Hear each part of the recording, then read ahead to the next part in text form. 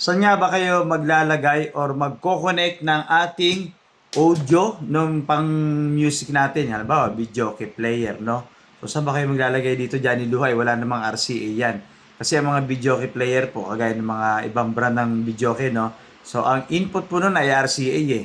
So, pwede kayo mag-connect dito kasi combo naman to eh. Pwede pong XLR, pwede pong PL jack. Ngayon, yung audio mixer po ninyo, RCA to PL jack. Meron kasing extension na nabibili yung RCA to 6.35. So dito lagi basta ito pong mga to input po yan, mga microphone, video key player, cellphone, tablet, laptop, cable wire lang po ang pinagkaiba, no? Siyempre, kung video key player po ang nakakonect dito sa ating new box na ating audio mixer, i-off po ninyo yung effects. So bakit i-off ang effects? Kasi kapag nagpatugtog kayo, may lalabas na effects sa inyong speaker. Sabi nga nung iba, bakit pag diyan kami nakasaksak, may effects daw ang speaker? Eh kasi naka-on nga yung effects ninyo or yung echo or yung reverb kung ano pa man ang effects, no?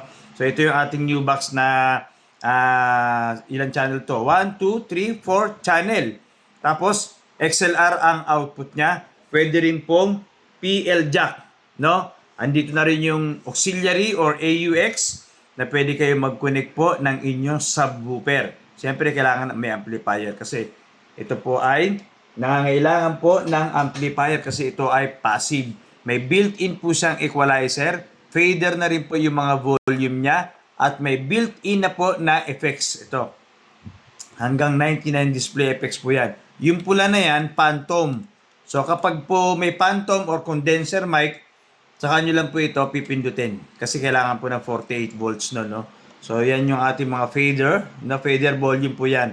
Tapos syempre, at ito po ay brand new kapag po kayo nag-check out ng ating new box na ating audio mixer. Bluetooth, dito na rin kayo magkoconnect ng Bluetooth, USB.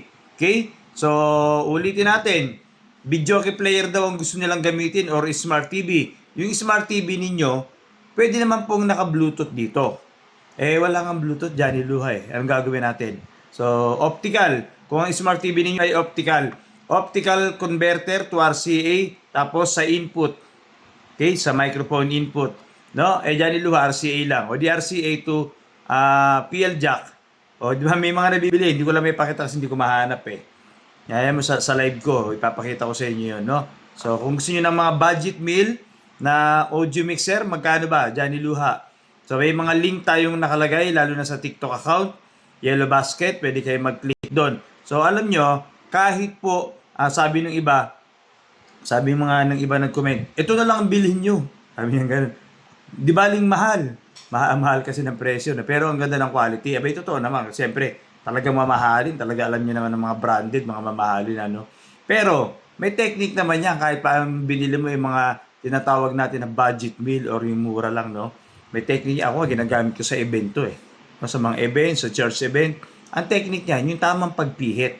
No? Extra na lang yung sa mga talagang mga magagandang audio mixer ay talagang magaganda ang quality nun. Plus, gandahan pa ng pihit, tamang pagpihit. Ay, kung hindi ka para magpihit, kahit anong ganda ng audio mixer mo, talagang magre-reklamo ka, baka tanlakas ang feedback. Ba't umuugong? Bakit ganito? Bakit ganyan? Bakit ganun? Johnny Luha. Puro bakit, no? So, kaya tinuturo natin kung paano ninyo pipihitin ng maayos.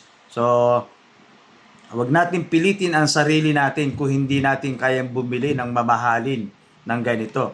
Kaya nga, hindi kasi tayo pare-pareho ng estado ng buhay. No? Merong kayang bumili ng halagang 100,000.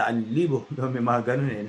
Pero kung hindi mo naman kayang bumili nun, hindi bumili ka na lang ng ganito, new box. So, ito yung mga pang-event din. Ginagamit ko nga sa event, no? So, kung makikita po ninyo, no? Ito meron siyang, ang tawag dito, may siyang, para siyang kanal. Kasi, pwede po ninyo ipatong dito yung inyong cellphone, no? Or yung tablet ninyong ginagamit. Okay? So, ito po yung ating new box audio mixer na pwede po ninyong i-check out. Johnny Luha po ito.